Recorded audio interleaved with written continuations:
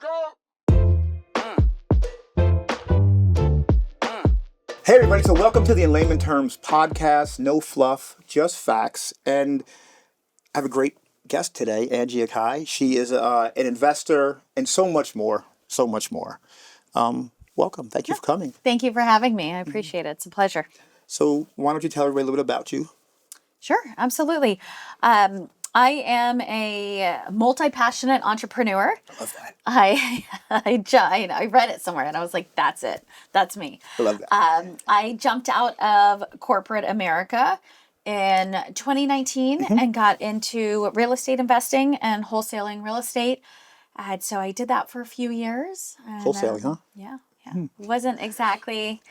I think we all start in that arena, right? It's yeah, because there's not a lot of skin in the game. And I did really well. It wasn't a great fit, so I did something else. I got into capital raising and I worked on multifamily and syndications. Yep. I did that, and that wasn't a great fit. I love the journey of entrepreneurship, right? We could talk about that. Yes. And then I, by happenstance, got introduced. I don't believe in coincidences, but I got introduced to a company that was doing employee retention credit funding and jumped into that, helping small businesses. And remember, that was my wake up moment. It was like my reawakening of, hey, you need to be back into business to business sales. And so since that time, I've pivoted back into business to business. I run a business consultant and concierge service and work with business owners. And that's what I do now. And I absolutely love it. I still do real estate. But yeah. That's not But if full-time. you love it, and I feel that if you find the passion in what you're doing every day, it's never work. No. I mean, I've learned that if I am in my role and if I had to work 100 hours, which thankfully I don't have to anymore, I'm okay with it if it's in my role. It's when I'm doing things I don't love that it becomes a job. We don't want those. A chore. No. Oh yeah, we don't want chores. I have an 8-year-old daughter, so she gives me enough daddy chores, right? I have a 12-year-old. So you understand, right? Yeah. My 16-year-old, he's not allowed to give me chores anymore, right? Because he's bigger than me. He's like, you can't tell me that. I'm giving him to you, boy. Yeah. And, we met and then we had done some business. You had been a lender for me. Thank you. But we both share a mentor in Marlena Dates. And I remember that long conversation. We were scheduled to talk for 15 minutes. It was like an hour and a half because we both, oh my God, Marlena, right? Yeah. And so we come off her tree, in the wholesaling thing. See, I came into it as a flipper and how to figure out how to buy better. So then I went into the acquisition, which in turn wholesale. But I always wanted to get into building. And when my wife and when we started this, we designed the life we wanted. And we figured we were going to just be doing spec builds one day. And kind of are, right? It's just in manufactured housing. Sure. But if you told me that years ago, I wouldn't even flip that at one point. But we have the life we want, though. Right. So that was the goal. That was the journey. We want this. Whatever business model gets it to us is fine. Right. I think people need to understand that, right? You have to pick your destination. Like, what do you want out of this? Yep. Or if not, you're just going to pick a path that goes wherever it goes. Right. And that's when I got into entrepreneurship, the goal was I was in pharmaceutical sales for 16 years and called on hospital systems. I did very well. And so my goal was to replace my income, which I more than did the first year out of corporate, which was amazing. But it wasn't until years into it that I looked back and I said, okay, what really is my goal? Right. Because I felt like the same hamster on a different wheel. It was just my wheel. I owned the wheel. Right. But I was the same hamster on a wheel. Right. And so it wasn't until I really spent time trying to figure out what exactly do I want to do that I thought, I really am building passive and residual income so that when I stop working, the money is still flowing in. Got to make money when you're sleeping. You got to make money when you're sleeping. So now I have multiple income streams. Yep. Everything I'm building is residual income, passive income. And it's a slow build. It's not. People think it's it's quick and it's easy, and it's not. It just looks so on social media. It looks so, right? But it's not, and I have to remind myself all the time because there's that instant gratification when you're wholesaling and you get the $20,000 deposit, right? That's like, oh my gosh, yeah. But then you're back at zero the next day and you have to go do it again. You have to Right. find another property and Yep. find the buyer. And oh, by the way, make sure everyone's holding up their end of the bargain, right? Near the middleman or middlewoman in my Right. part. But it's when you're building passive and residual income that you really are building what I consider true wealth, because you're not trading time for money. Absolutely. And I do it a little differently. We have a rental company. I have what, like 6 different, they're all S corps now from the start. No more starting the LLC, because that's just tax killing me.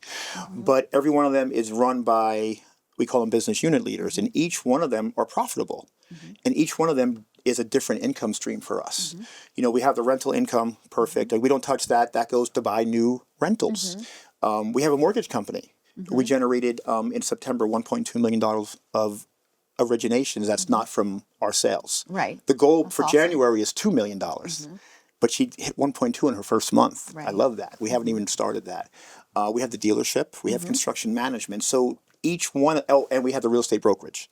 So each one of them can carry its own water today. You know, I just had my quarterly, and it was the first time where I had nothing to report. Just the vision, direction of what we're going to do, and then the business unit leader comes in. They show us the last 90, and we forecast the next 90.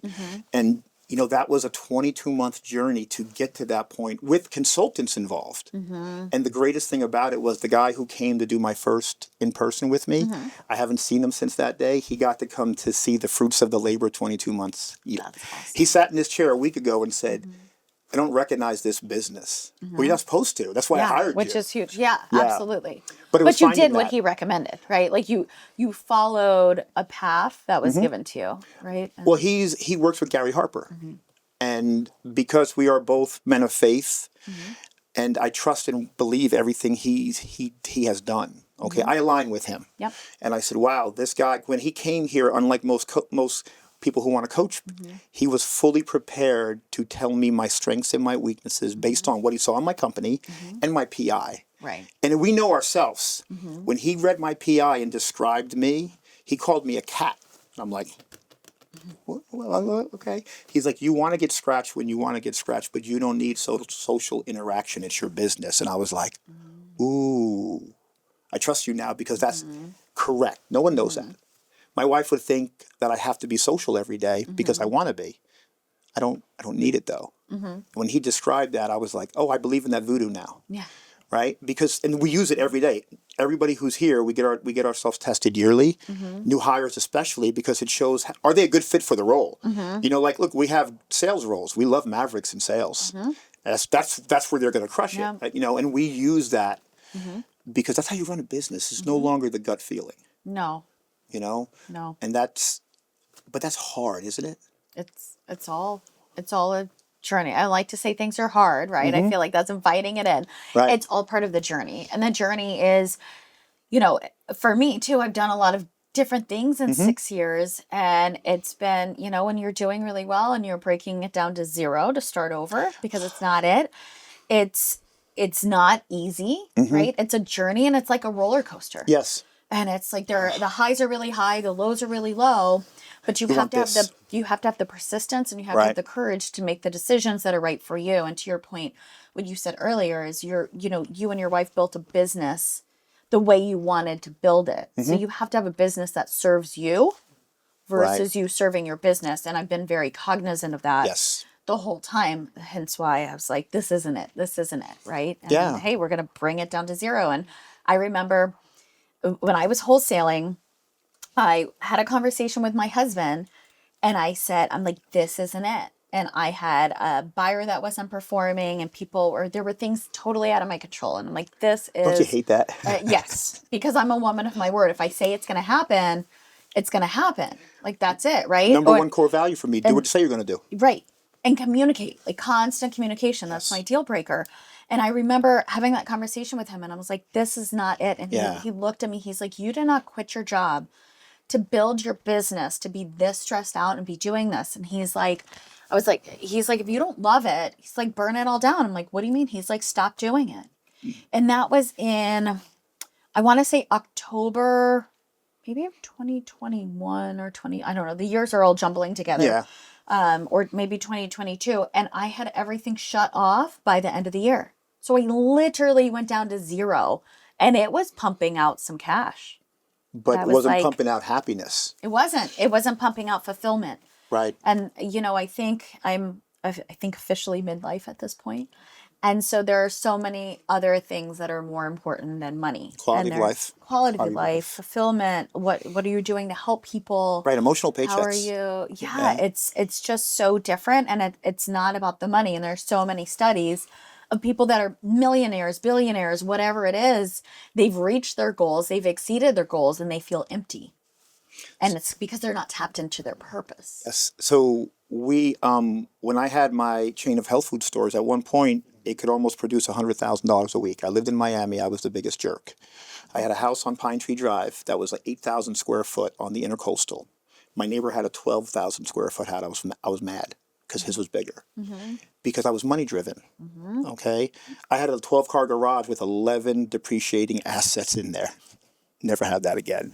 And I was still never happy. Didn't matter. Yeah. Doesn't. Whatever I got, it never fulfilled it. And when I walked away from it, because 08, 09, I walked away and we reinvented me. And I walked away from God in Miami because Miami will do that for you. And then it was a journey back, right? So now it's all about purpose. We build affordable housing in a hard housing price range.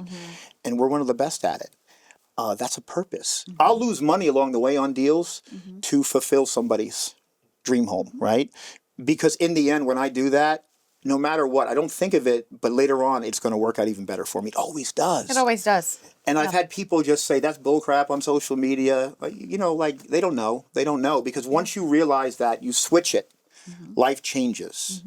Because when you're good financially, what does another whatever matter? Yeah, it doesn't. But when you give somebody their dream home or you fulfill somebody's wish, right? Affordable housing, the American dream. Wow. It's just, and my wife and I, we both grew up dirt poor.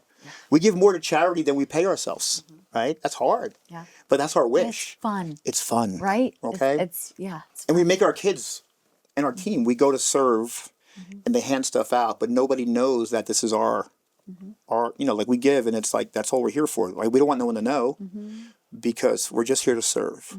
But we want our children to see how fortunate they are, right? I don't use the word privilege, I say fortunate because it could all go away.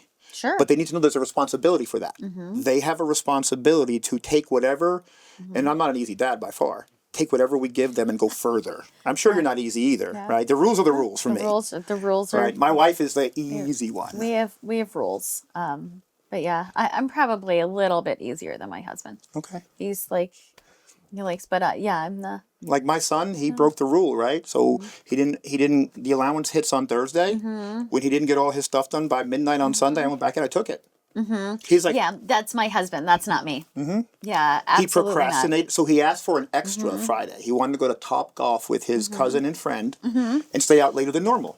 I said, hey, but remember, he's like, oh no, I got you. Okay. I got you. That's my favorite. I got you. And you know what? I'm not going to remind him. I just let it happen. I watched Saturday. He didn't get stuff done. Then it rolled over to Sunday and it didn't get... It's like, I don't have money for gas, and you better figure that out. Yeah. You still have to take your sister to school. Don't you even dare thinking about doing anything till the rest of your jobs are done. He's like, oh, then I get my allowance. No, because you didn't do it last week. You still have to do the work. You know what? He was out there till 9 o'clock yesterday getting everything done. Then he studied till 11. Then he went to sleep. Yeah. Because he must maintain all A's too. And he's in dual enrollment. That's my husband. That's not me. So, but you know what? It's... One of us has to be that way. That's why, right? Ideally, and I thank God every day, we have two parents. Yes. In our household, right? And so we co-parent really well, thankfully under the same roof. Yep. We co-parent really well. So important. And it is so important. It is so important. And so there's different things. And similarly, my son owes him money for a Roblox gift card or something. And he's like, well, it was this, but he didn't pay. So now I'm going to increase it. And he taught him what interest is. He's like, I don't want you to tell him. And I was like, okay. And then we were sitting there, our son went to shower and he said, you're going to tell him, aren't you? And I said, no, I'm not, because you asked me not to. And I said, I respect that. And I feel like going against what you're wishing is detrimental to our marriage over something that is It's important. Like, I get the lesson. Yeah. Do I want him to remember and pay you? I do. Right. Because it hurts me when I'm like, oh, buddy, but you just could have paid him, right? But I can't be there to protect him all the time. He's got to learn the lesson. I love that. And often you have to, right? Like, people, even though, right, we're talking about how money isn't fulfillment and it's all the stuff, right? Mm-hmm. But money is a great motivator also for a lot of people, right? Especially children. Especially children. And it's often the carrot and the stick, right? It's like, which do I they call it a respond tool. to? Money's a great tool. It is a tool. It is a tool and it is energy. Yes. It's those two things. And if you look at it like that, it becomes a very different. Don't love it, understand it, right? I love it. Because if you love it, you'll lose it quickly, right? But if you understand it, and I did the same thing. So when my son was growing up, we started this journey because, I'm the stepdad, but I've raised him for 12 or 16 years. So so he's Indian. Don't look and listen. He's just me. Okay. And don't look because he's dark hair, dark skin. Yeah, no, I get it. But if you listen to him, now I think he's way smarter than me when it comes to book smarts. I'm more creative and crafty, I think. But I'm teaching him that. That's something I can teach him. We read books together. I impart this stuff to him. I bring him to Masterminds. He's been in here to listen to other investors come in and talk about this. What a great way to learn the world, okay? He's like, hey, do you ever he wants to be an accountant. He's like, do you use them? I'm like, let me show you. He's like, you'll pay me that? No. No. Maybe one day, right? But I do encourage him to do something he loves. It doesn't have to be in our business. I don't push it at all. Nope. If you want to, great. Because I have the daughter too. Maybe she does. And maybe my wife and I will just sell it one day and we'll vacation at the beach forever. I don't know if I could do that, but after day 3, right? No, you get bored. Yeah. You still have to do something. But teaching them what I didn't learn until later in life and just watching it, the light bulb. Especially I watched from 12 to 16 that growth because he became a man during that time. And you have to teach them to be responsible. I want them to learn now when I'm there because when I'm not there, who's going to help them? I let them fall. I let them make mistakes because I'm watching them pick up the pieces, right? Greatest and worst day of your life, the day they don't need you anymore. Greatest and worst day. I believe, yes. My heart just hurt a little bit. Yeah, my wife doesn't like hearing that. She's like, no, I want them to live in the house forever. I don't. No, we don't. And it's, it's one of those things like we've always joked around. We're like, hey, bud, so like when you're 18... like you're done, right? When you're done with high school, you're gone. And if we're in Orlando. I don't know if everyone watching this is Central Florida, but if you want to go to UCF, good on you. That's great. You're not living at home. Right. And so, we like go learn, like go do the things because you are at that point are learning to adult. Yes. But like our job as parents, and I believe this fully, is like God has given us this ability to help him grow and spread his wings. And then at some point we have to push him off the ledge and have faith enough that we've given him all the tools, so the support, the foundation he needs to be able to fly.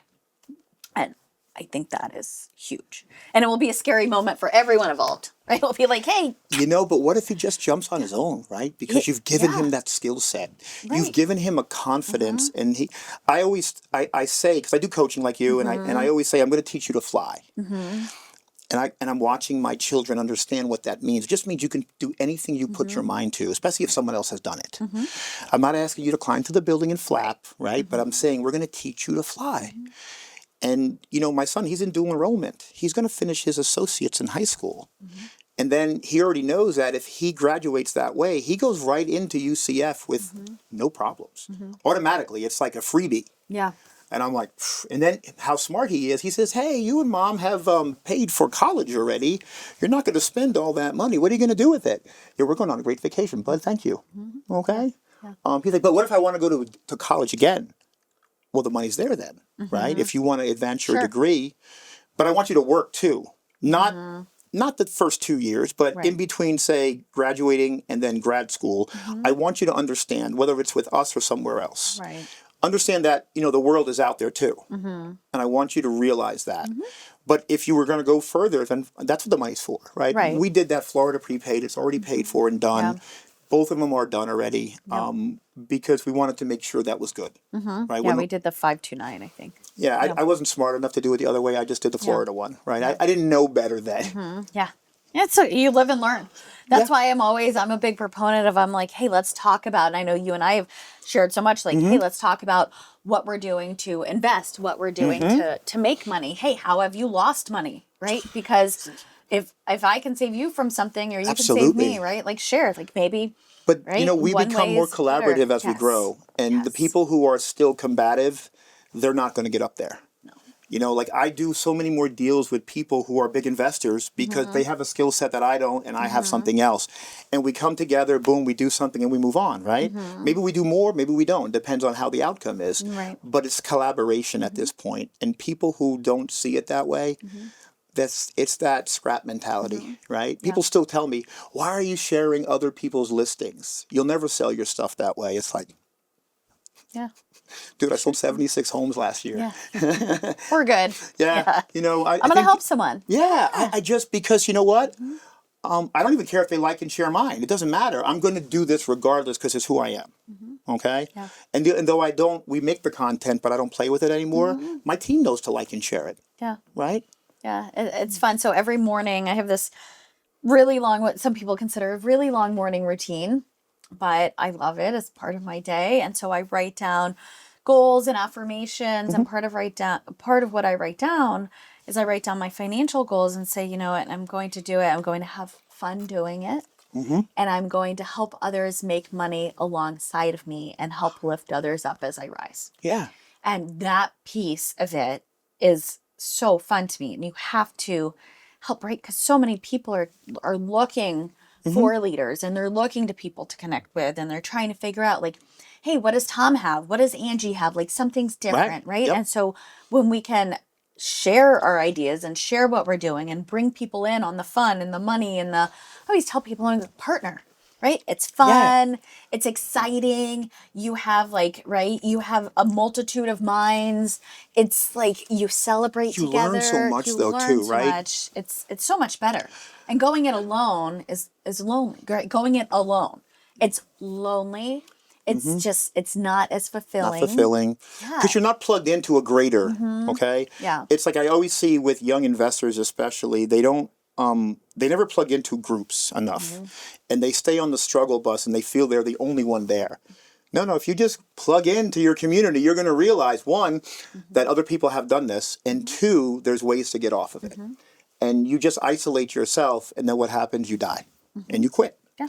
But when you start plugging into your investor community, your business community, your faith community, right? And watch your spirit grow, your business grow, and you grow. But people still have that issue, right? Because they don't, I don't want to. I remember going to like one of my first very big mastermind, my acquisition manager says, because you have to go up there and be vulnerable. Don't tell them the secrets. And listen, dude, I'm telling them the good and the bad, right? And because I did that, so the first time I go, I got the best share, the best give, and all that. Like my first time there in this big giant 300 member group, because I gave everything, right? I left it all on the table. We didn't even get to present our business. They ran out of time, but because we've helped so many people in the room, we got an award. They won. What's that worth, right? Not the fact that we got an award, the fact that we help people, and that the leaders recognize that fact. That's more important than giving their. You think this is a secret? Yeah, it's not. But he always thought I was like this super smart guy. It's like, no, I know a lot of people who will pick up the phone for me because I'm not transactional. Right. Right? I'm not going to say, you give me $1 and I'm going to give you $1. What do you need? Let me help you. And then later on, I'm going to ask you because we have different skill sets. He was always that way. Yeah. Oh, you need this? I'm going to charge you this for it. Why would you do that? Right? Because you need them later. Yeah. But he couldn't. Yeah. Didn't see the long term. Nope. Yeah. That's why we don't do that. He was my acquisition manager. We were doing a wholesale company, and literally I'm throwing away $20,000 a month at this point because it's the end of 22. He's like, we're going to do this till the wheels fall off, and I said, dude, wheels are off. We are on fire, and we are over the cliff. And when I saw that, and then I got into the PI testing, and I tested him, and he wasn't the right fit. And you know what I did? I stopped it all. Yeah. I shut it down because I was already going into the mobile home stuff. And I said, okay, we're going to pivot and this is what we're going to do. It took me a year to finish all the flips we had. We had acquired so many a of them. lot, yeah. We were buying 3 to 5 a month.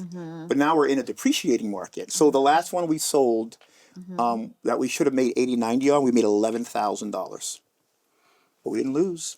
No, I just talked to a buddy of mine. He's still flipping, and he said most of them have been okay. He's making whatever 20 to 40. Yeah. And he's like, one of them though, we made 5. No, you didn't lose. But didn't lose. It's a hard market for them. My first flip, we made, I think, 3 or 5. It was something really unimpressive. My first 3, I made 4 total in a year. I'm like this. But it was the greatest year for me. Hold on, because I didn't have a really good father. And Ron Duvall, that's a father for me. We hung out for a year every day. We did everything wrong. Like we're there on the job site every day. And I don't know anything yet. I'm like, hey, I mean, he doesn't know how to write a contract. I have no clue. But I said, I got to go figure this out. That's why I went to Marlena, right? Yeah. Hard coach. Great woman, hard though. And I so appreciate that. But I still look on my first year with fondness because I had a father every day. I'm in my 40s and now I have a father. We had a great day. We were peeling wallpaper, cracking tile, everything we're not supposed to do. Yeah. And then I learned how to do the business, right? Yeah. I said, oh, we got to build this thing called a pipeline. Okay, let me figure out that. Yeah. And, when I joined Marlena's class, I was the only one who took action.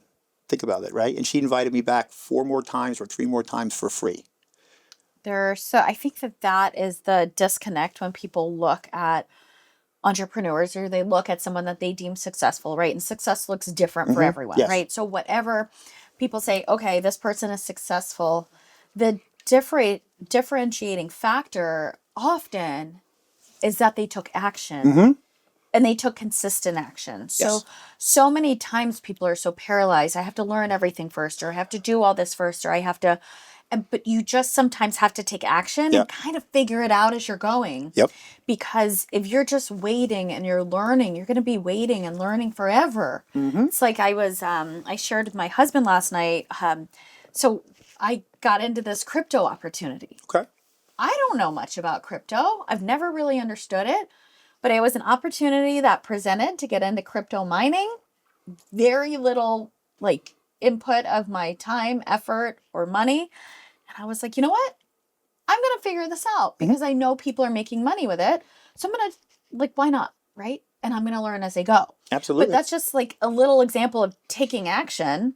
And I posted something yesterday on Facebook. I'm like, hey, so I'm doing this. I don't know what this looks like, but I'm going to share the good and the bad because it's something I hadn't done because I didn't have a lot of knowledge about it or didn't understand it. So I'm like, well, if I can help someone, whether it turns out good or bad, then at least I'm sharing it and I'm helping educate people along the way. And then if people want to take action, if everything goes well, then great, right? They kind of have a roadmap to follow. And if it goes to hell in a handbasket, then I've protected some people, right? So it's all in sharing the journey. But taking action is such a huge piece of it. Well, yeah, it's the first step. I call that learning to swim while learning to swim. Yeah.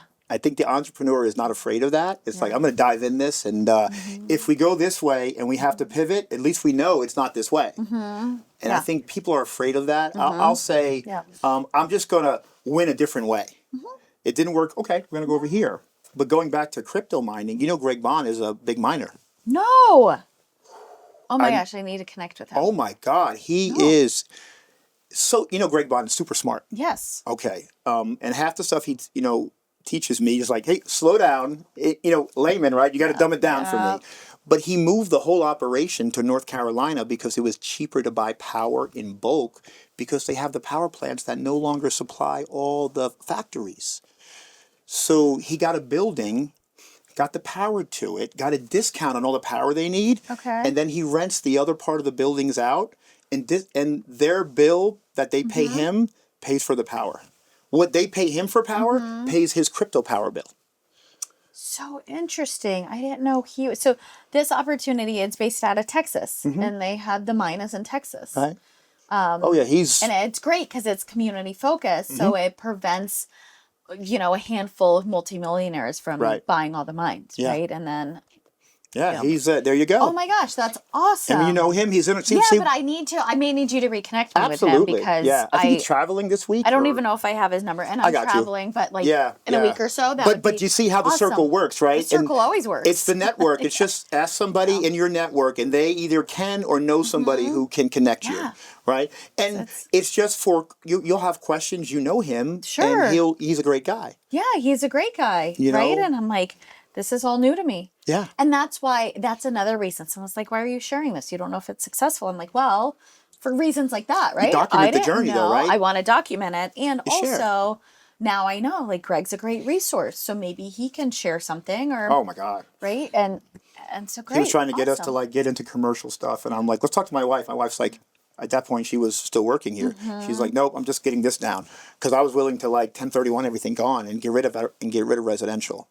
I still am in the right situation, but not at this moment because it's different. But but it's just the value of the network and who we know, and I feel the same way about the journey. It used to be that I just wanted to rush to the end, and now I because there's going to be another mountain to climb. That's who we are. Yeah. It's not like, well, I'm done now. No.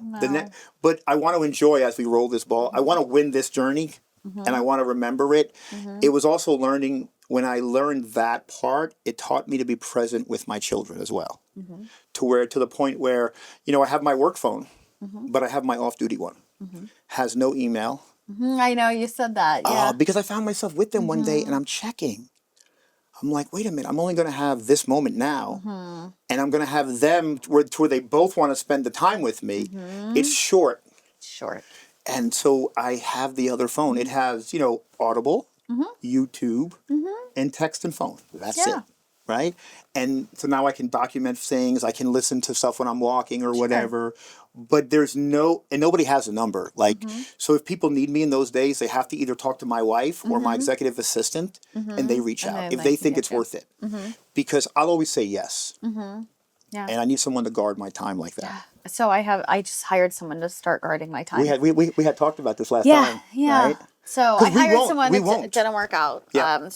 Just start again. Start again, right? I'm like, well, that didn't work. Let's start again. Let's figure out why. Yep. But I have someone guarding my time because I will fill my time with too much stuff. Yeah. And so I've been really paying attention to it lately, and I am more productive when I have more space in my schedule, right? Which is counterintuitive if you think about it, but it's really not. No, I agree with it. And so the past 2 days, I've had limited amounts of meetings. A couple have been in coffee shops. And so I've had call it 90 minutes after a meeting before I needed to leave for something else. So I've just put my head down and worked for those 90 minutes. Yep. And have gotten so much stuff done. Yes. That it's amazing. And I'm like, this is why, and it's just a good reminder for me. This is why I shouldn't overschedule myself. And someone has to do it for you, right? Yeah. And just learn, because we just want to jump in and do things, and it's like, hold on, watch this, right? Yeah. So Jeannie will say to me, that's not worth your hourly. Ooh. Yeah. I love that, right? And just the value that brings. Like, so now I have office days, Tuesday and Thursday, and we are scheduled, and I never believed in that. And I just watched the flow just be so productive because this is what it is, and this is what it is. And then I have Monday, Wednesday, and Friday. And now that I'm at a place to where I'm not the best player on the court, I'm not even the coach on the bench, I'm in the box just making sure they have all their resources. And I watch them win it all the time. My team set a record. CAFCO is a nationwide manufacturer of manufactured homes. Nationwide, we set a new dealer record in the first month of 13 units ordered. That's awesome. And I didn't do any of that. They did. Yeah. Like people say, you did. They did it. Yeah. I didn't even know we ordered 13. Yeah. But that's awesome. But that's what you build for, awesome. right? Right. Because it lets me do what I love doing this. I love the networking because that's where we drive revenue. Speaking engagements drives revenue. Jeannie's like, dude, I just need you out talking, not here, because that drive, and she knows, right? Okay, that drives revenue. And so when I hired her, and then it was a trickle effect. You know what? Hire the best person you can. Inspire them, give them the resources, and the last step, get out the way. And it's like, right. And once I've learned to do that, things work out well. Yeah.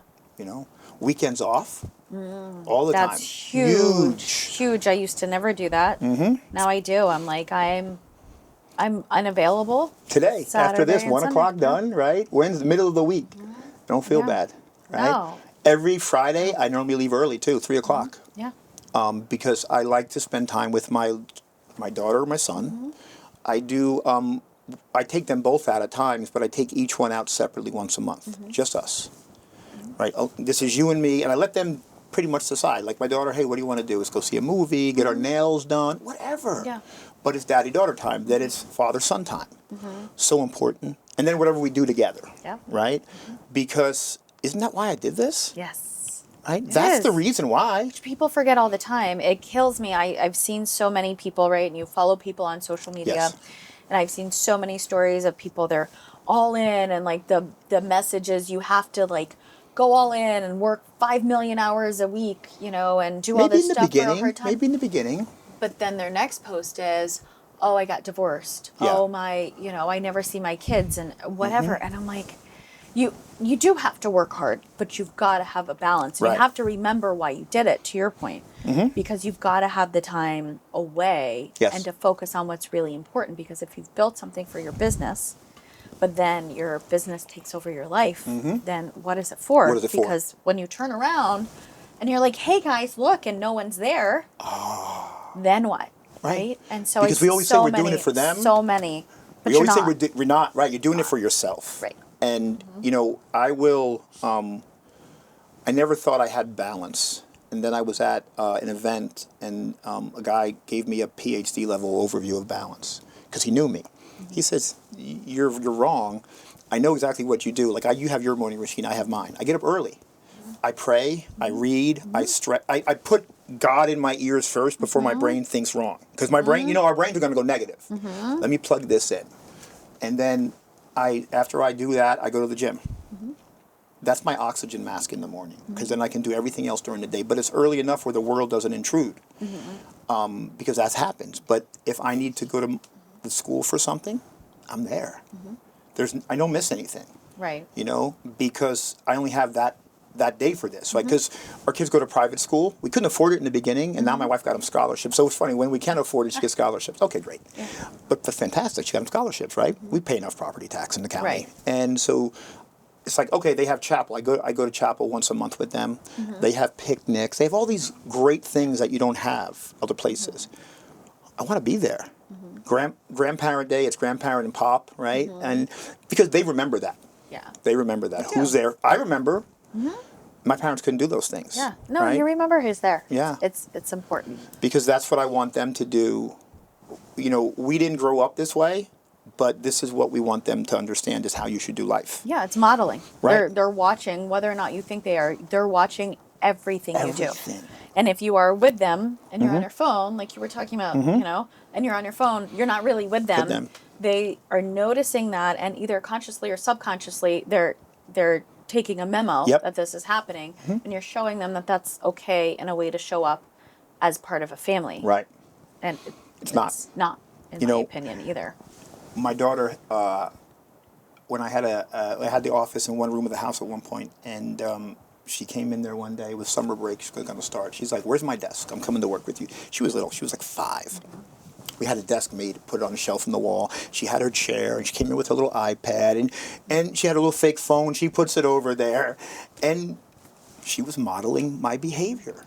She went to my whiteboards. I had whiteboards, and she's pointing, and I was like, oh, I need to be so careful.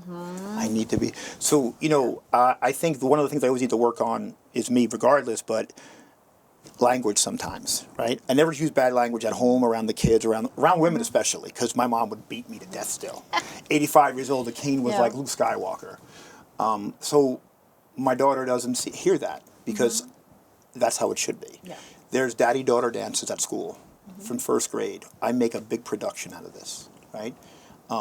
We get dressed up, we do it correctly, because I want her to know this is how somebody should treat you later. My wife and I, fortunately, don't fight. We've had like 3 fights in 10 years. Perfect. And they're not like whatever. That's how home should be. And I know when my wife and I, we were working together, the tension in the home, when I come upstairs, everyone's door is shut. Oh. When there's no tension, everyone's door is open. We don't work together anymore. You don't. When did that happen? Recently? July. Okay, I was going to say somewhat recently, right? I can't hold her accountable, Yeah. right? And accountability starts at the top. And if the other owner is not going to be accountable, like in our quarterly, she'll agree to do things but never really mean to do them. So then just tell everybody, I'm not doing that. And she's like, no, I'm not saying that. Yeah. You have to. You have to be accountable. Right. And, you know, didn't work. she's too nice to be in property management, and she didn't need to come back to work. Yeah. I retired her. Made $4,000 in year 2, or year 1, retired my wife in year 2. No. Okay? So she wanted to be a stay-at-home mom. Right. She never had that opportunity. Okay, great.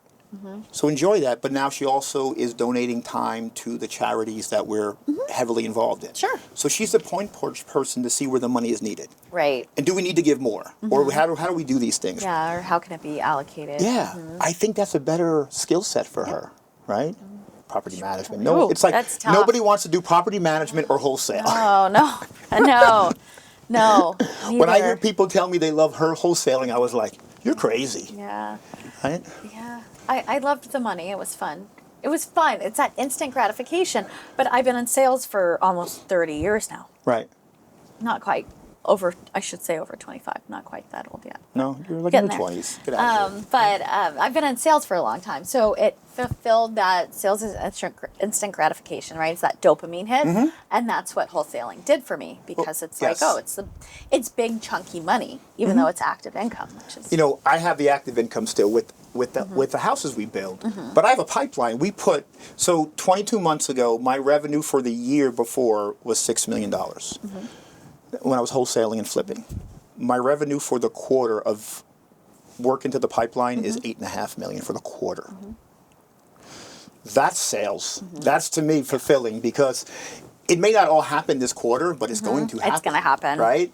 And if I look at that, that's true building to me. Right. Because I can forecast what we're going to look like, right? And, you know, now that we have institutional money too, it changes things. Yep. And that was the goal anyway, to become bankable 2 years ago. And we did, right? We have institutional money now, and that just changes the level playing field for us. Because now we have other investment companies who will finance all of our investors who want to buy our homes. Which is amazing. But they're not really financing them, they're financing us. Right. So the deal is, as long as we manage and sell them the units, they'll finance them for like 11.5%, which is a great rate. Yeah. Okay? Because as you know, this is a singles and doubles market. We need to get people more at bats then. Right. And so then they're financing your investors. You're helping them get everything set up, right? we do all the work for them. It's turnkey. So it's turnkey. Right. We're going to say, if they need us to sell it, we can do that. We don't have to. Yeah. We also have the loan programs for your back-end buyers, and we're going to give them the credits we give ours, because we can give thousands of dollars away now, more. Interesting. So that's how you work with investors now. Yeah. Well, we may have to revisit that. Yeah, because it's like, hey, let me show you how we do this, right? Right. But we work with people who just want to lend, too, and say, hey, I don't care. Like, you know, we just structured a 24-month note at 14%. I will use that money on 4 projects in 24 months. Yeah. He's like, I'll give it to you for 2 years if you give me one more point. Fantastic, got you. You think, really? I'm like, yeah. Sure. Because we've already worked together. He already know, because at the end of the project, we just spread, and we spread it and release. Yeah. Okay? He can't use the money. He just wants it moving. Right. He's like, oh. And when we don't spend that document stamps and all the paperwork fees, I can give it to you. Right. Right? Right. Someone's going to get it. So let's give it to you and not the government. Yes. Because somebody, when I was explaining this one day, how I can do these numbers, they're like, oh, that's a Ponzi scheme. I said, explain that. And then I ate his lunch because he was saying things that he didn't understand. It's like, you don't know your craft. You have to be majorly good at what you do. And you're not. If you don't know what a spread and release is, if you don't know the nuances of how to save money for people, you'll never work well in this business. And that's just learning, asking questions, how and why. How do you do that? Why? Oh, and we ask people all the time. Yeah. We save $3,100 in change on every closing that we spread. $3,100 and change documented, because we don't pay dot stamps. We don't pay for the same note again. I don't have to buy a new land trust. Oh, yeah. Add it all together. Yeah. And I'm going to give it to the investor, and I have to pay it. Right. Let me give it to you. And when you explain Sure. that to them and you show them transparency, hey, this is your money hitting the account. Right. They see their own account. This is your project sheet. The links to how I spent your money is right there. Okay, and they're like, oh. It never hits my operating account because that's different. We keep it all separate. Yep. You know, it's I created this before I even had the CPA involved, and she's like, "Who told you this?" I'm like, "Nobody." She can do it in the operating account, but then my number would be what's in that account. I know it's mine. Yeah, I'm with you. I'm like, I am a simple, like, I want to be able to look at stuff. I want to know where the project's at. I don't want to have to get deep into the accounting part, right? Unless I'm having a meeting. Because then we have to go ask deep. somebody, right? Right, but I want to be able to, like, look at it. I'm very visual and take a quick snapshot. I'm a visionary. I'm not an integrator. Me too. So I'm like, I want a quick 10 10-second snapshot. I can know exactly where my money is for me it's which business, for you it's which project or whatever. Yeah, absolutely. And then when we show them that we have skin in the game, like I don't ask for the whole money, and then I show them also, hey, look, in case this thing goes bad, possibility, right? We could always refinance at 70% LTV, and we're never in at more than 62%. So guess what? I can make you whole immediately. And I've done it when I didn't have to prove the proof model. of concept. And now that I own the mortgage company, it's even cheaper. Yeah. They're like, wait a minute. I'm like, yeah. So let me show you protection. And what people don't realize, you can lien the land. And as soon as I order the unit that's being built, the VIN numbers are created for me. I'm the dealer. You can lien those VIN numbers immediately. Oh, okay. Okay. So now you have your collateral. And they're like, wait a minute. Because we had to teach people how to work with this model. Right. Okay. And we teach other investors the same model. We give it to them. Now, do they follow it? Probably not. Then they call me and say, it blew up bad. Well, yeah. What happened? Oh, well, I was doing my own permits. Wait a minute. You were doing your own permits? Right. Why wouldn't you pay someone the permit fee? Because people are trying to be cheap. And they think, I asked them, if you had to build cook a cake the first time, are you going to build a wedding cake or a sponge cake? You're going to do a sponge cake, but they're doing a wedding cake, right? Okay. We don't do our own permits now. Right. Still, we could. Yeah. But why don't I just hire the expert who's accountable, who knows all the in and out, and if she makes a mistake or he makes a mistake, hammer them, right? Right. Because they get paid based on what happens. And you know what? We've never had a permit be denied yet.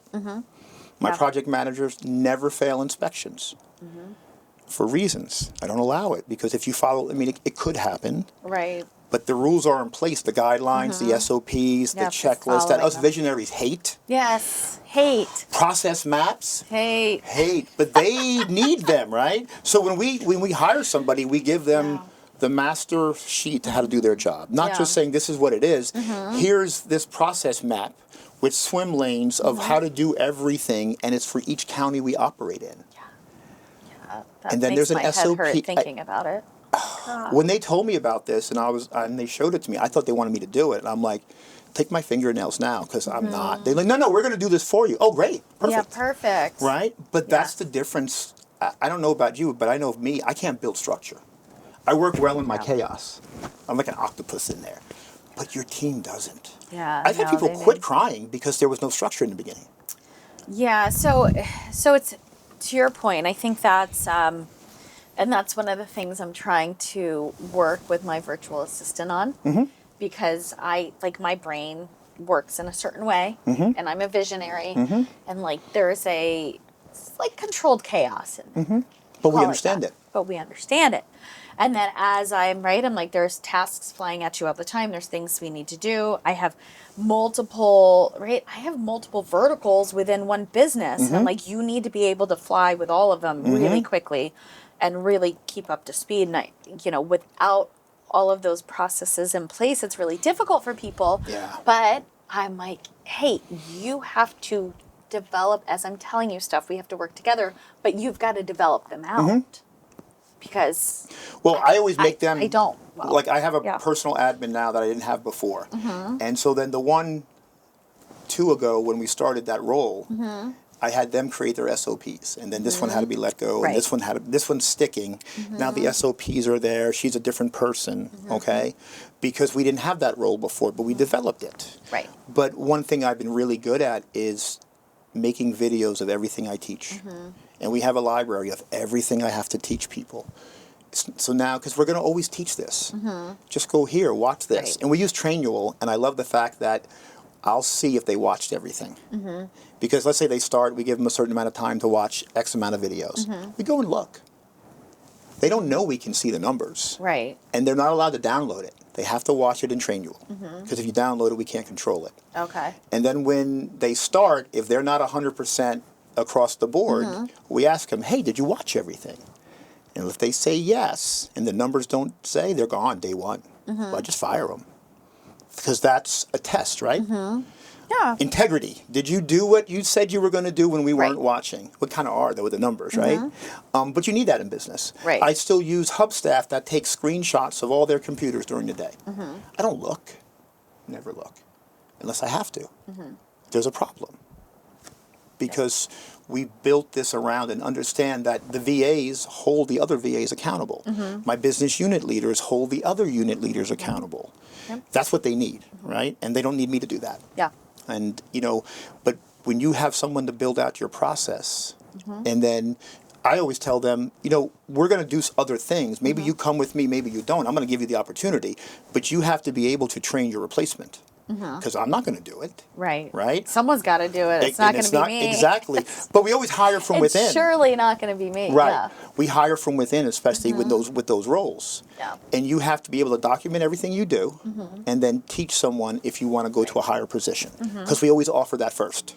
It is, having the wisdom and the self-discipline to be able to slow down, to scale up, right? Yep. Slow down to speed up, however you want to say it, is, for me, it has been a challenge. Oh, yes. But when I do it, oh my gosh, it's so worth it. But just like, I cycle, and I just got a bike fitting.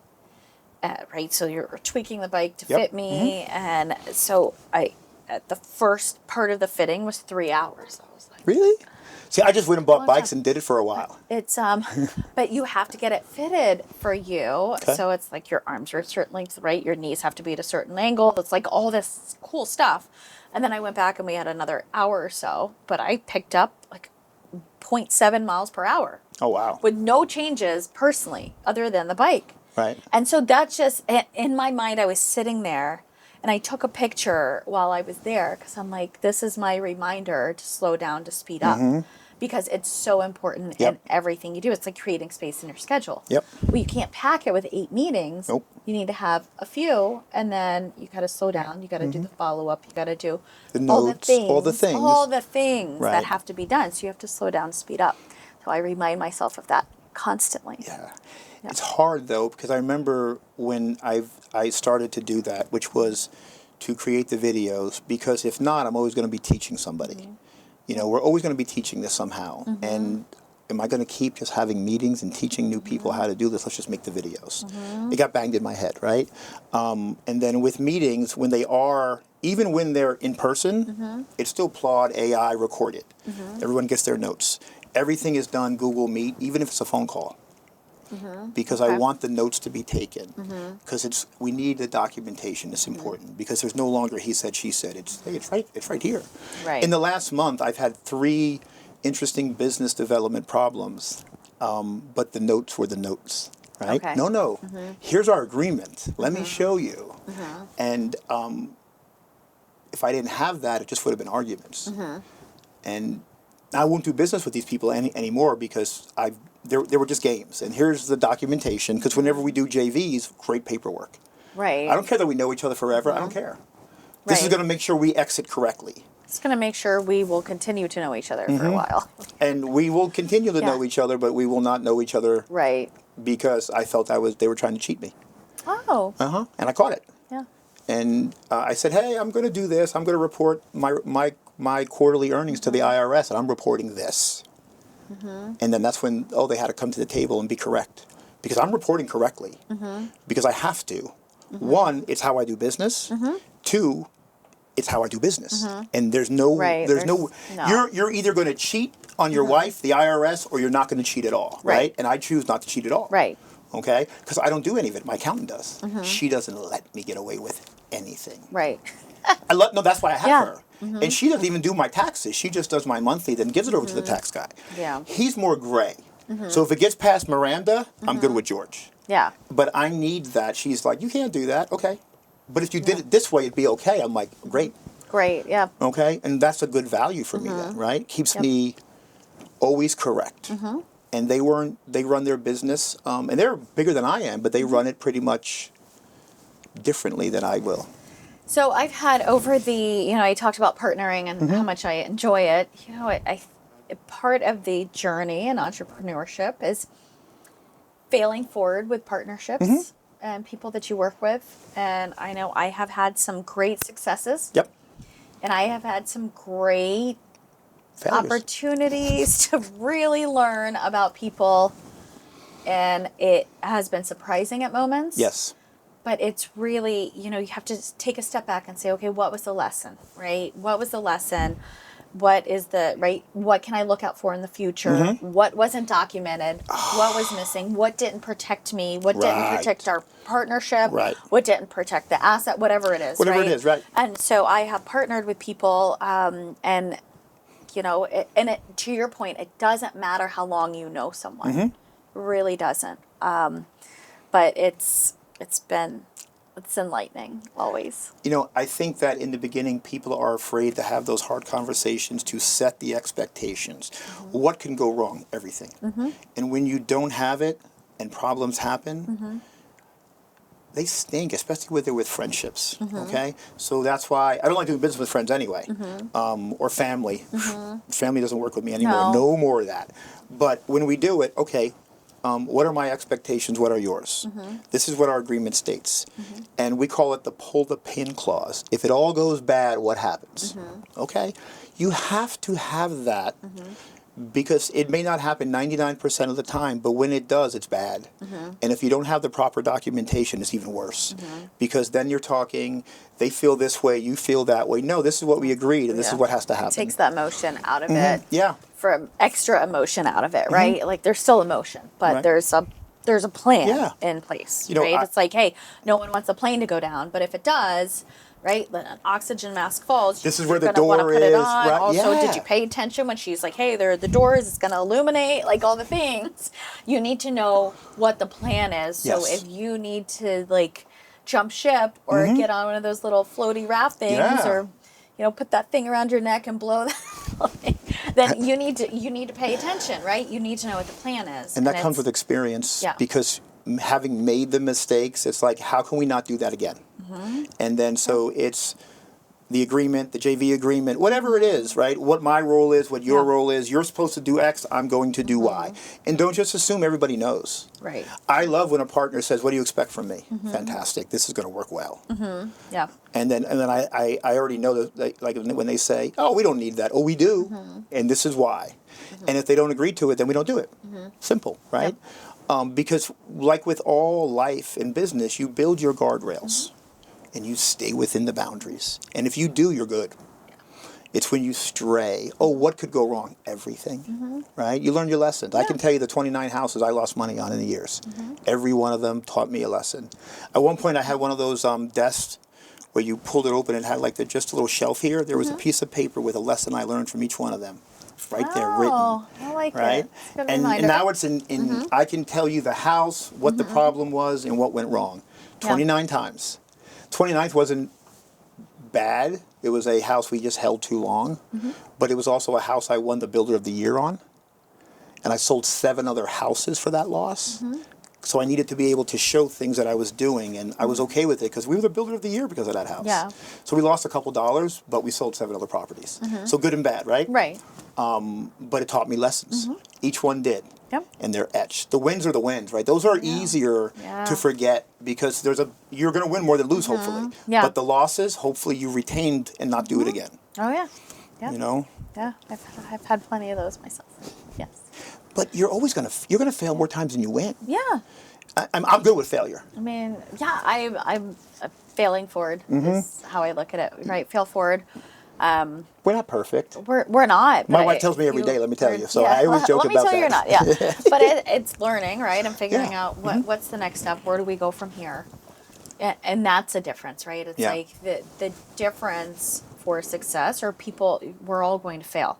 But if you can pick yourself up, dust yourself off, and get back at it, right, that will equate to success. Absolutely. Over time. Don't right? take it and personal. We can't, you're not going to get it on the first shot, because if you look at, I heard this the other day, that said, successful entrepreneurs, they're on like their fifth endeavor. It's not, it was a high percent, almost 100%. Right. It's not the first thing they set out to do. And so for me, right, because I've done a couple things, I was like, oh, that makes me feel good. Yeah. Right? Because it's like, okay, you know, this didn't work. And it's not that it didn't work. Just didn't work for you. Wholesaling was working really well. I was doing really well. I wanted to lay down in traffic. And it was a lot of work, right? And it was active income. And that's not what I wanted. I had the passion and the vision for residual and passive income. So then wholesaling, unless you're going to build a whole team and scale it, and I had no desire to do that. Right. It was not, doesn't fit. Yeah. And, you know, I look at people, even, you know, the guy who brought me into this, his first deal, his second deal were home runs. When he hit adversity, he quit. Oh. Because he's like, so this sad is to me. He's like, this is easy. Look. And then because he wasn't really doing it, people were carrying him, right? And then when he had to do it himself after 2 years of whatever training program that was, he couldn't, because they didn't teach him to do the work. They taught him to come and get help with everything. It's not how the world is, right? Yeah. You have to give your crutches away one day. The crutches are just excuses. Yeah. And when he hit the adversity, he didn't like it. But he didn't have a passion for it either. Yeah. Yeah. And there's difference. So then with me, take it, like, it took me, my fourth deal made money, really. Made real money. I think I made $44,000 on like a $120,000 project. Okay. Okay. And then because of that fourth deal, the fifth deal was 5 duplexes. I didn't even know how to put them under contract yet. But I figured it out. But you know what I learned is this isn't working. You do it like this. And you build a business differently than what I was doing. And then that's when I looked for coaches, mentorship, masterminds, and just invested in me. Because I said to somebody, what do I have to do to be better? He says, you have to be better. Okay, how do I do that? And they said, it's a lot of hard work. I said, great, what is it? And then we just said, because how can I hold my team accountable, or I ask them to be better if I'm not, right? Yeah, and you have to surround yourself with the right people. I think that's key. And I've had coaches and mentors, and I've had some great coaches and mentors, and I've had some really awful coaches and mentors that I've paid a lot of money for. Right. And often it is where there is a disconnect, and looking back is looking at do we have the same values? Do we align? Because when we didn't, I can think of 2, like, very vividly, and they hurt to think of them. It was that bad. Yeah. And it was an expensive lesson. But our values didn't align. Yeah. And I should have known. So now I'm very careful with who I surround myself with, who I allow to speak into my life. Yep. And we have to have the same values. We have to have the same ethics. I have you have to have a certain standard. Right? Morals, integrity. There's a ton that goes into it. Your non-negotiables. There are non-negotiables. For me, you have to be a parent, because that is a priority. Being a mom is my priority. So if you are not parenting, not against anyone that chooses not to have kids or can't, right? And that I'm sure would feel awful. Right. But for me, you can't understand it if you're not a parent. So I need to be able to have Because they don't have the obligations you do. Right. It's different. I get that when you say it, I'm like, Yeah. So juggling, running a business and running a family at the same time. It is like managing a 3-ring circus blindfolded, spinning around in circles. And you do it well. And it's a lot. And if you don't have someone that can speak into your life and your business that is doing it, right? And so I've gone wrong that way. And so now I'm just really conscious of who I allow to speak into my life. I call it 3 circles of, the first circle is everything that you are responsible for, that you can control. The second you influence, and the third you can't do a thing about. That's like the weather, politics, where people spend a lot of their time. Yeah. Anything that exists in my first circle, I put there. If they cheat me, they fail me, they whatever they do, it's my fault. Right. I let them hear. My fault. No victims here. And, I was explaining this in a video this morning because one of my coaching clients just doesn't understand that. You gave them the ability to do this to you. You are not a victim. Stop that right now. And when it goes to the coaching, 100% agree. I find that, I was in Masterminds that I paid a lot of money for. And then we were getting lied to all the time. They would tell us, we don't let in 95% of the people who apply. Everybody who swipes a card is in. But you know what? When I looked at it one day and I walked away, and I did really well, I walked away because he does not do what he says he's going to do, right? So I pay X amount of dollars. I get 4 of the quarterlies. So now I'm entering my 3rd year, okay? And so they wanted me to pay for the new year before they gave me my last quarterly that they owed me. And they thought I'd be good with that. They said, hey, see you over wherever. Okay. I just didn't go, right? And then they tried to lure me back with things. Didn't work. First of all, they're saying, like, I'm afraid to be, like, they had one of their W-2 people who, like, basically is an errand guy for the guy, call me up and say, I'm afraid to be in a room full of killers. I said, says the guy who goes get somebody laundry. Just cut him down quick. And I said, my number one core value is do what you say you're going to do. My contract says this. You didn't live up to your contract. You didn't say what you were going to do. You didn't do it. He says, oh, we'll give you a day with the guy who runs everything. We don't align. I don't want that day. Because you know what? He doesn't do it. He didn't, knowing that this came from him, that what he wanted, core value of mine, you broke it. I don't care. And by the way, you're all full of crap because guess what? If you swipe your card, you're in. You know it. I know it. And so that's why your room is dwindling.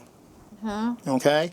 It's funny. I'm a member of the Christian Chamber, and we had someone come in and they were talking about marketing, like just ethical marketing.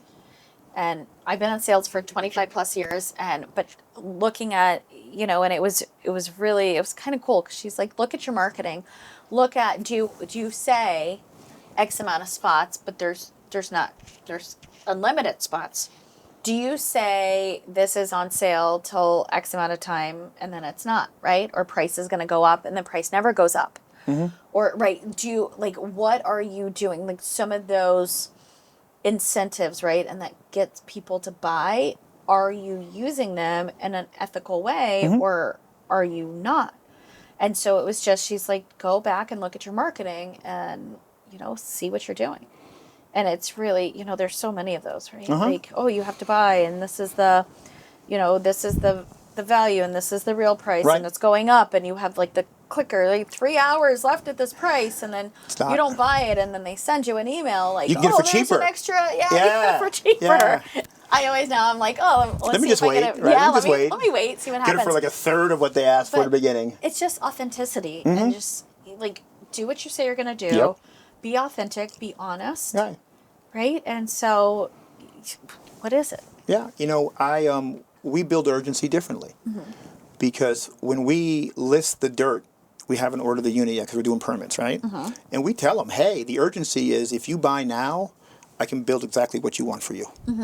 Later, you're not going to get that. Right. So it's basically have it your way now, but later on, if you buy it, you're getting this. Right. And when I lower prices, I lower prices. Like every week we do the $100 drop, right? Sure. Okay, whatever. Okay. But we also have the rule that, hey, look, I'm going to give you a $10,000 builder credit if you give me a full price offer.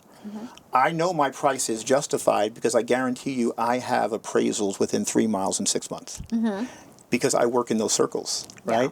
And if you make the full price offer, so I already have about $10,000 of equity built into every price day one. I'm willing to give you another $10,000 credit because my numbers I know where I'm at. Right. If you give me full price. And they're always trying to push me off that. Right. No. Because I'm giving you, if it's $270 and I'm selling to you at $260 with a 10 grand credit, look at the value I'm giving you. I'll wait. Yeah. I know my worth. I know my value. And it's going to sell to somebody. Right. Because the market's getting better now. It's not getting worse for me. Okay? And, so we do that. That's the only thing we really do. Yeah. I've never been pushed off that. Like if they say, hey, if it's $1 less, I can't give you the full 10. Yeah. I'll discount it some for you. Don't get me wrong, but you're not getting this now because this is for this. And if you use us as a lender, I'm going to give you this credit. And if I don't beat your interest rate, which we always do, then you don't have to use me. But why don't you just try it? Because I'm going to give you approval in 48 hours, not a pre-approval, because the AI is that good. The different AI in this company is the fact that they guarantee it. So if the loan comes back and you're approved and there's an issue with it later, he gives you the mortgage. Oh. Because he's worth $8 billion and he owns the banks. It's crazy. And he flies commercial. He doesn't have a private plane. He's a real person, okay? The reason why we even have this, business with him now is they found me on social media.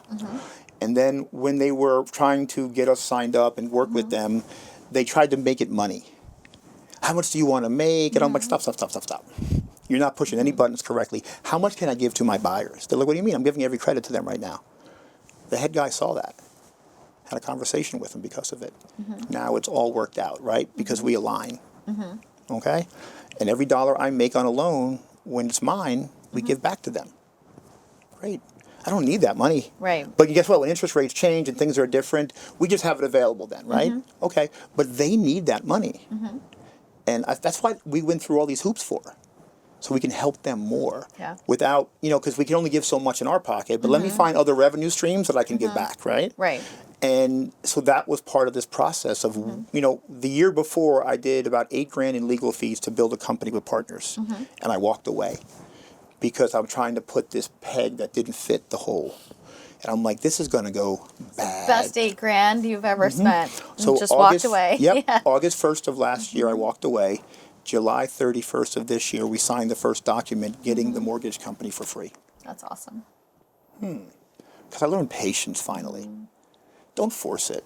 Yeah. It's going to be horrible later. And make sure the alignment is there. And it wasn't. Yeah. And I started untangling a lot of business relationships that way.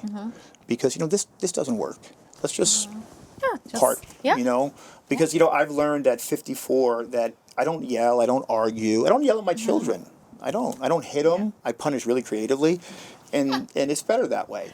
But when partners are yelling and they're wrong, it's and I can yell so much better. It's like, I don't even want to do this. This isn't worth it anymore. Because we're not having fun, Yeah. And let's just leave, right? All about having fun. Like, do what you love, have fun. Yeah. Help some people along the way. It's really not that hard. Look, next week we do quarterly culture meetings, right? So this one we're doing zip lining as a team. Everybody off for the day. Now the virtual assistants can't come, right? Because they're there. So I'm giving them a credit for hours, not that day. They can either have a comp day, depending on how long they've been there. They either get a full day, 6 hours, or 4 hours, right? But every quarter that we do this, they have their whatever they want to do with it. Because that's fair. Because they're minding the store. Like that day, I want nobody on their phones. Nothing. We had 4 closings that day. I moved them all. Yeah. For Christmas, we're doing like a dinner hors d'oeuvres thing. The first quarter next year, I have a house that we're going to. It's a great Airbnb. It has its own lazy river. It's in Jupiter, and around inside it has little islands in the middle of the river. That's fun. The family's staying for the weekend. Everybody can come over for the day, or they want to stay for the night. But it's a great team building. I like the team building, the culture, elbow to elbow. Yeah. But I don't want the phones there. I don't want the work there. I want this to be, because we're virtual, we're going to have an office next year. It's going to stink for me, but I know it's the next, I'm making it convenient to others, for others, not for me. Because I'll be there a day or two a week. But other people need to be there, right? Okay, fine. Because we're acquiring more of our verticals. We're bringing title in-house and we're bringing setup in-house. And we need an office for the, because we want our own title agent right there. We have enough volume. Like, if we do 100 buys and sells next year, that's a lot of traffic just for us. And that doesn't count the refis and the mortgage company and all the other things. So we bring 300 plus closings a year. Right, yeah. That's a lot of business. Yeah. Because someone said to me one day, are you a specialty or a commodity? I said, I guess because we have so much volume, I'm a commodity. They're like, no. You're a specialty and you need to remember to be treated that way. And then I'm like, ooh. And then my team said, hey, why aren't we doing this? Why aren't we getting this from our partners? And I was like, okay, go and figure it out. And then tell me what you want done, and then I'll go get you the business that you need. Yeah. All right? Because I can do that, but you need to tell me what the focus is. Because that's our job. Yeah. And then when it comes to management, it's not my job. I've always said I'm a great leader. I'm a really poor manager. Oh, I'm the worst. I'm just I know that about myself. Yeah. I can lead. I can, my spiritual gifts are encouraging and influencing. Yeah. I can lead. Yeah. I cannot manage. Because we expect adults to do adult things. Yes. It's not the word. We do. I'm like, this is what, like... Remember the last time we talked, we were talking about when you were going to hire your assistant, and you said, you want all these things. I said, but you want you. It's hard. Yeah. But you can't get you, because then that would be an entrepreneur. Right. Right? No. But you can get somebody similar who can have all the management traits you do not want and have. Because again, leadership is completely different. Leadership is managing the future. It's not managing today. Right. Today is done. Right. That's for other people. Yeah. Like I say, I want this done. This is the result I want. I don't care how you get to me, my results, but I expect you guys to do this. That's my same thing. I'm like, here's where we're going. I don't care how you get here as long as it's honest, integrous, and ethical. You hire those people. Doesn't matter. Yep. I'm like, just we're going here. Yeah. So like we have to get here. No, you need to get me there. Yeah. Right. It'll be really interesting. So I am I'll be building out a team beginning later this year and into next year for part of what I do. And so I'm looking for licensed agents, which we can talk about at some point in case you know anyone. But I'll be building out a team. But I will be leading the team. I will not be managing the team. So I'll also have someone that'll be an admin and a trainer to help with the management and training and stuff. But it's different when you look at it. And my perspective too is that everyone will be straight commission. Right. So when you're looking at that type of opportunity, you're leading someone because you're really not managing. And so that's why when I got presented with this opportunity, I was like, See, we have my broker partner today offered me her license for free. And I said, oh, so that means you're really good for retirement. And she's like, no. I said, so why don't we do it like this? Because we align, we work together. She's already been my lead agent, but I'm very forthright with what I'm going to go do. This is what I'm doing. Right. Because then people know we're going this way, not that way. And then there were some changes she wanted to make because she was with a different brokerage. So she was the administrative agent for a 200 agent brokerage. And I helped her make that move years ago. Okay. She built it to 200 agents. And she said, Tom, I have a proposal for you. And I said, hey, Jen, I'm already married. Sorry. And she, whatever. We sat down and she said, I want to come full time. This is what I want to do with you. I want to do this. And I was like, now I align with her. I know already. We've worked together well. And I'm like, okay, great. Then we set the expectations. Took us a little bit of time. So now she is my broker partner, but also a sales manager. Because she's a maverick. She's a better salesperson than me. She is. Yeah. I'm okay with that. Right? Because I'm the venturer, so I'm the second best at sales probably, but she's better. Yeah. And you know what she is? Way more patient. Because, dealing with realtors. She's like, hey, I'm going to handle. Not for me either. Right, but she's going to build that out. Yeah. Okay, and when you need me for something, I'll teach whatever you need me to do that I'm good at. But it's not paperwork. Yeah. It's like one thing we talked about is when we have the agents there, we expect a certain level of conduct. I can't stand when listings are just willy-nilly. I can't stand when they say like septic sewer, right? No, you should know you put in there what's correct. And if you don't know, you figure it out. That's your craft. Get good at it. And she's the same way. She's a nitpicker for those. I think the details matter. Yeah.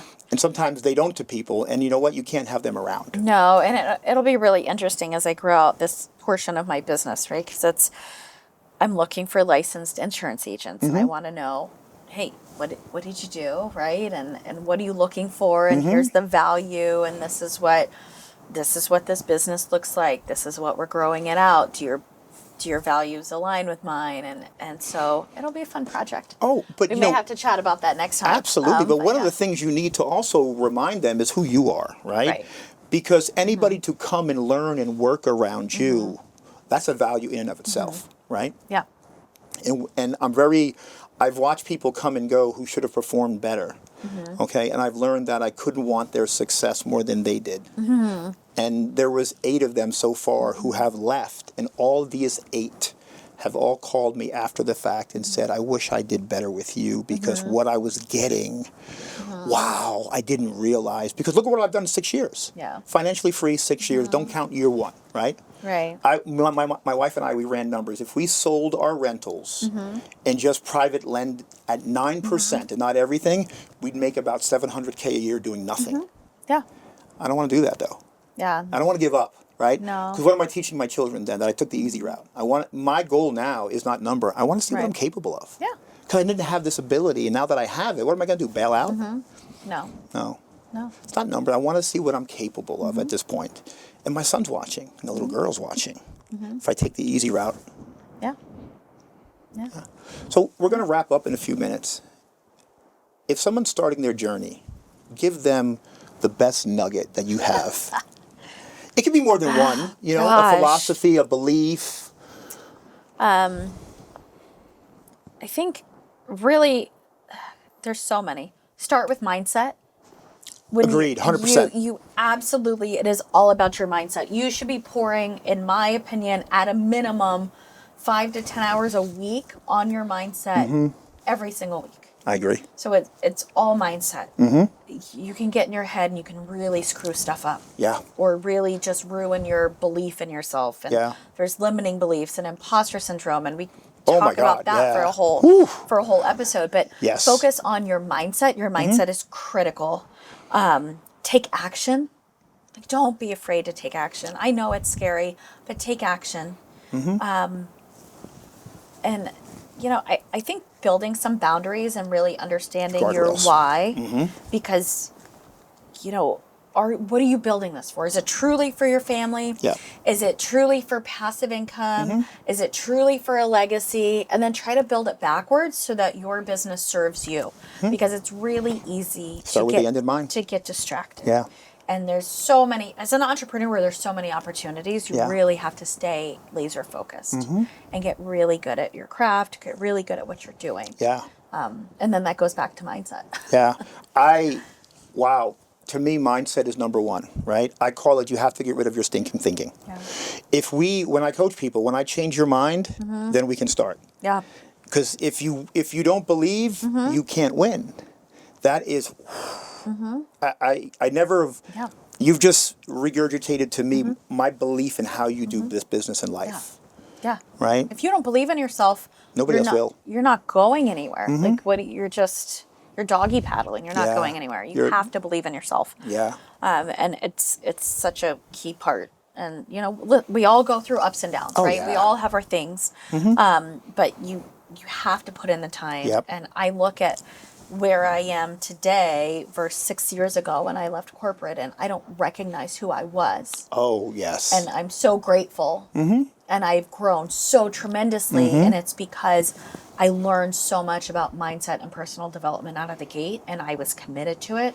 I was committed to overcoming limiting beliefs and mindset blocks and like all the things. And I still actively work on all of those things. It doesn't stop. Nope. I still actively work on those things. Have to. My morning routine is an hour and a half. That doesn't include my workout, right? So but that works for me. And so I'm constantly working, tweaking, figuring out what else can I tweak? What else can I do? Yeah. And it's a really fun project because your brain is neuroplastic. And so you can change your brain. You literally can change your brain and the way you think. Absolutely. And once you know that and you realize that and it's just programming. Take control of that, it's like you can do amazing things. I love that. Yeah. Oh, thank you so much. Like, You're I so just welcome. want to go out there and crush it even more now. Because that's just but people think there's magic. It's not magic. You know, there's a great book, Mindset, and if you haven't read it, it's like Carol Dweck, I think the name is. I'm going to send it to you. Okay. It's everything we just talked about. Okay. Okay? And it's just reprogramming you. It's like, you know, like Atomic Habits on steroids, okay? It's just do this. Keep doing it and watch the magic. You know, be consistent, be disciplined every day. Like, I don't have probably 2 motivated days this year. I don't need it. Yeah. I'm a professional. Monday is Monday. Monday means Monday things. And, you know, that comes from a mindset. It just says, I know what I have to do. Let me go do it. I don't need anybody telling me. Yeah. You know, I would hate if somebody told me. It would be a job. Yeah, I know. We don't want those. No, we're unemployable completely. Yeah, I know. I so love this. Well, thank you so much. Thank you for having me. Oh my God, we're gonna have you back. Yeah, we're gonna have you back for sure. Because just the mindset, we're gonna. I was gonna say we could have a whole episode on mindset. I'm gonna talk to you about that. I'm gonna give you an idea, and then we're gonna talk about that in a second. Okay. Hey everybody, thank you for In Layman's Terms again, and wow, Angie Aki, the great one. Thank you. Take care, for everybody. having me. Appreciate it.